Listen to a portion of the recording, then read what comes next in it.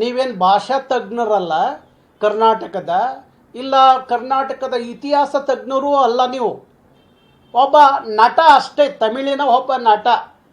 ನಿನಗೇನಾದ್ರೂ ಕಾಳಜಿ ಕಳಕಳಿ ಇದ್ದರೆ ತಮಿಳ್ನಾಡು ಬಗ್ಗೆ ನೀವು ವ್ಯಕ್ತಪಡಿಸೋದ್ರಲ್ಲಿ ತಪ್ಪಿಲ್ಲ. ಆದರೆ ಕನ್ನಡದ ಭಾಷೆಯ ಮೂಲ ಇತಿಹಾಸದ ಅರಿವಿಲ್ದಲೇ ಇನ್ನೊಮ್ಮೆ ಮಾತಾಡಿದ್ರೆ ಸರಿಯಾಗಿ ಪಾಠ ಹೇಳಬೇಕಾಗತ್ತೆ.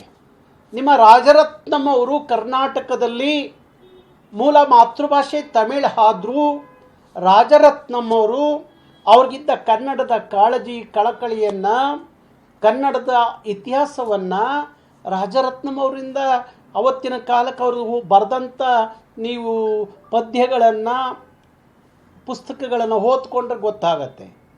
ಮಾಸ್ತಿ ಮಾತೃಭಾಷೆ ತಮಿಳ್, ಮಾಸ್ತಿ ಕನ್ನಡದ ಆಸ್ತಿ ಆದರು. ಯಾಕೆಂದರೆ ಕನ್ನಡದಲ್ಲಿ ಭಾರೀ ಜ್ಞಾನ ಇತ್ತು, ದೊಡ್ಡ ದೊಡ್ಡ ಅಧ್ಯಯನ ಮಾಡಿದ್ರು.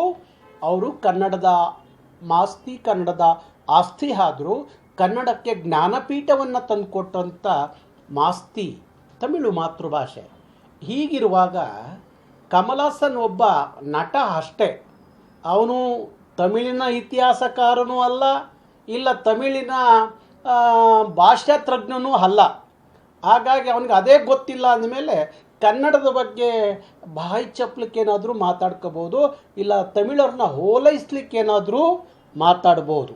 ಇವೆಲ್ಲ ಕನ್ನಡ, ತಮಿಳು, ತೆಲುಗು, ಮಲಯಾಳಮ್ಮು ಇವೆಲ್ಲ ದ್ರಾವಿಡ ಮೂಲದ ಭಾಷೆಗಳು, ದ್ರಾವಿಡ ಸೋದರ ಭಾಷೆಗಳು, ಒಪ್ಕೊಳ್ಳೋಣ ಅದೆಲ್ಲ.